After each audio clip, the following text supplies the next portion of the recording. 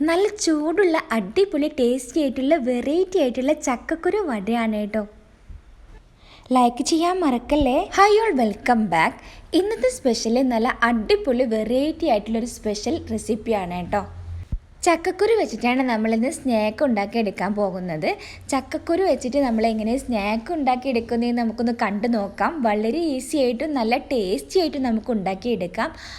ഞാൻ ഇവിടെ ചക്കക്കുരു ഉണക്കിയെടുത്തതാണ്. ഇപ്പോൾ ചക്ക സീസണാണല്ലോ, അപ്പോൾ നമുക്ക് ഇതുപോലെ ചക്കക്കുരു എല്ലാം ഉണക്കിയെടുത്ത് ഫ്രിഡ്ജിൽ സൂക്ഷിക്കാവുന്നതാണ് കേട്ടോ. ഇത് ഒരുപാട് നാൾ നമുക്ക് കേടുകൂടാണ്ടിരിക്കും.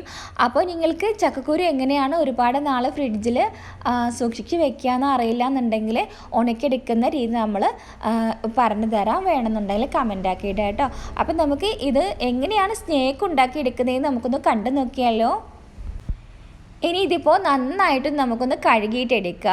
കഴുകിയെടുക്കുന്നതിന് ശേഷം നമ്മൾ ഇതിൽ തൊലി അടർത്ത് മാറ്റിക്കളയാൻ കുറച്ച് പാടാണല്ലോ. അപ്പോൾ നമുക്ക് എന്ത് ചെയ്യണമെന്ന് വെച്ചാൽ ആവശ്യത്തിനുള്ള ചക്കക്കുരു നമ്മൾ ഒരു പാത്രത്തിലേക്ക് ഇട്ട് കൊടുക്കുക. നിങ്ങൾ എത്ര വടയാണോ ഉണ്ടാക്കിയെടുക്കുന്നത് അപ്പോൾ നമ്മൾ അതിനനുസരിച്ചിട്ടുള്ള ചക്കക്കുരു എടുക്കുക. ഒരുപാട് വട വേണമെന്നുണ്ടെങ്കിൽ നമുക്ക് കുറച്ച് കൂടുതൽ ചക്കക്കുരു വെള്ളത്തിലിട്ടിട്ട് വേവിച്ചിട്ടെടുക്കണം. അപ്പോൾ ഞാനിവിടെ ആവശ്യത്തിനുള്ള വെള്ളം ചേർത്ത് കൊടുത്തിട്ടുണ്ട്. ഇനിയിപ്പോൾ അത് വേവിച്ചിട്ടെടുക്കാം. ഇനി ഞാനിതിലേക്ക് ചേർക്കുന്നത് 4 വലിയ സവാളയാണ് കേട്ടോ. ഇത് നന്നായിട്ടൊന്ന് ക്രഷ് ചെയ്തിട്ട് എടുക്കണം. അപ്പം നമ്മൾ ഇതുപോലെ ഗ്രൈൻഡർ ഉണ്ടെന്നുണ്ടെങ്കിൽ ഇതിലോട്ട് എടുത്തിട്ട് നന്നായിട്ടൊന്ന് ക്രഷ് ചെയ്തിട്ട് എടുക്കുക. അല്ലാന്നുണ്ടെങ്കിൽ നമ്മൾ കട്ടിംഗ് ബോർഡിൽ വെച്ചിട്ട് നന്നായിട്ട് ചെറുതായിട്ട് അരിഞ്ഞിട്ടെടുക്കാം. നന്നായിട്ട് ചെറുതായിട്ട് അരിഞ്ഞിട്ട് എടുക്കുമ്പോഴാണ് അതിൻ്റെ നല്ല ടേസ്റ്റ് വരുന്നത് കേട്ടോ. ഇനി നമുക്കിതിലോട്ട് വേണ്ടത് എരിവിന് ആവശ്യത്തിനുള്ള പച്ചമുളകും ഇഞ്ചിയും എല്ലാം ആണ് കേട്ടോ വേണ്ടത്. അപ്പോൾ അത് നമുക്ക് ഇതുപോലെ കിട്ടിയിട്ടുണ്ട്. നൈസായിട്ട് തന്നെ ഞാൻ അരിഞ്ഞ് വെച്ചിട്ടുണ്ട്. ഇനി ഇതിലോട്ട് ആവശ്യത്തിനുള്ള പച്ചമുളക് ഒരു 5-6 പച്ചമുളക് എടുത്തിട്ടുണ്ട്. ഇനി അതുപോലെ തന്നെ നന്നായിട്ട് എരിവുള്ള 2 ഇഞ്ചി കഷ്ണങ്ങൾ എടുത്തിട്ടുണ്ട്. എരിവെല്ലാം നിങ്ങൾക്ക് ഇഷ്ടം എങ്ങനെയാണോ അതുപോലെ എടുക്കാൻ നോക്കാം. ഇപ്പോൾ ഇത് നമ്മുടെ ചക്കക്കുരു നന്നായി വെന്ത് വന്നിട്ടുണ്ട്. അപ്പോൾ അതിൻ്റെ മുകളിലായിട്ട് വെള്ളം വെച്ചിട്ടുണ്ടായിരുന്നു. അത് ഒരു 10 മിനിറ്റിന് ശേഷം നമ്മൾ എടുത്ത് നോക്കുവാണെങ്കിൽ ഇതുപോലെ തൊലി ഇങ്ങനെ അടർത്തി മാറ്റിക്കളയാൻ പറ്റും കേട്ടോ.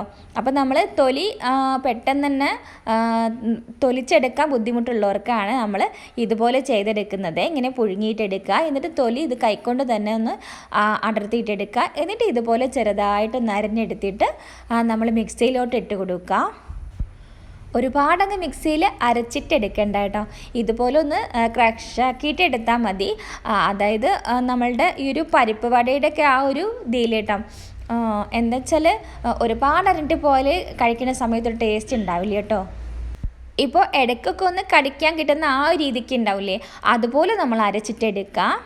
ഇനി നമ്മൾ ഇതിലോട്ട് എടുക്കുന്നത് 4 സവാള നൈസായി അരിഞ്ഞു വെച്ചിട്ടുള്ള സവാള നമ്മൾ ഇതിലോട്ട് ചേർത്തിട്ട് കൊടുക്കണം. ഇനി കുറച്ച് വടയാണ് എടുക്കുന്നുണ്ടെങ്കിൽ 2 സവാള മതിയാകും. എത്ര ചക്കക്കുരുവാണോ അതിനനുസരിച്ച് നിങ്ങൾ അതിലോട്ടുള്ള ഇൻഗ്രീഡിയൻസ് ചേർത്തിട്ട് കൊടുക്കുക. ഇനി അതുപോലെ തന്നെ ഇഞ്ചിയും പച്ചമുളകും ഇതുപോലെ നന്നായിട്ടൊന്ന് ചതച്ചിട്ടെടുക്കുക. അതും കൂടെ ഞാൻ ഇതിലോട്ട് ചേർത്ത് കൊടുത്തിട്ടുണ്ട്. ഇനി ഒരു 1/2 ടീസ്പൂൺ മഞ്ഞൾപ്പൊടി ചേർത്ത് കൊടുക്കുക. അതുപോലെ തന്നെ നമ്മൾ പാകത്തിന് ഉപ്പും കൂടെ ചേർത്തിട്ട് കൊടുക്കുക.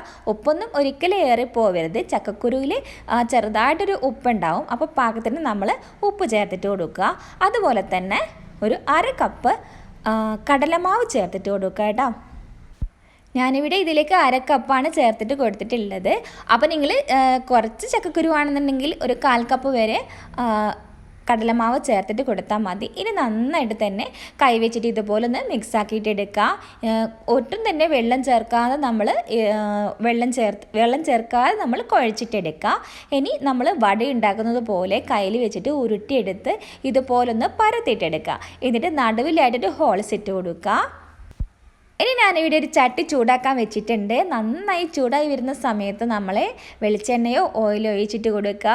എന്നിട്ട് തിളച്ച് വരുന്ന ആ ഒരു സമയത്ത് നമ്മൾ ഇത് ഇട്ടിട്ട് കൊടുക്കുക. ഒരിക്കലും ലോ ഫ്ലെയിമിലോ മീഡിയത്തിലോ ആക്കി വെക്കരുത്. ഇനി നല്ലോണം ഫ്ലെയിം കൂട്ടിയിട്ട് ഇതുപോലെ ഒന്ന് തിളച്ചതിന് ശേഷം മാത്രം നമ്മൾ മീഡിയത്തിലേക്ക് ആക്കി വെക്കുക. ലോയിലാക്കി വെച്ചാൽ പെട്ടെന്ന് എണ്ണ കുടിച്ചിട്ട് പോവും.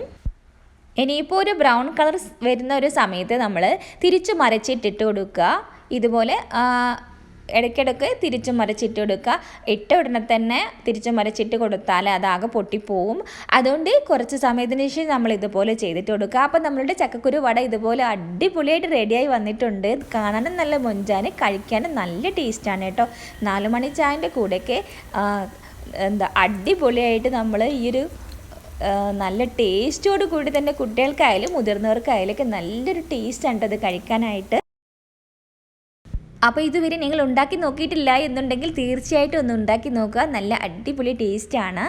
കൂടെ തന്നെ എൻ്റെ ഈ വീഡിയോ ഇഷ്ടപ്പെടുവാണെങ്കിൽ പ്ലീസ് ഒന്ന് സബ്സ്ക്രൈബ് ചെയ്തേക്കുക, ലൈക്കും കൂടി ചെയ്തേക്കുക, ബെല്ലൈക്കണും കൂടി ഒന്ന് അമർത്തിയേക്കുക. അതുപോലെ തന്നെ ഫ്രണ്ട്സിനോ ഫാമിലിക്കോ എല്ലാവർക്കും ഒന്ന് ഷെയർ ചെയ്തെടുക്കുക കേട്ടോ.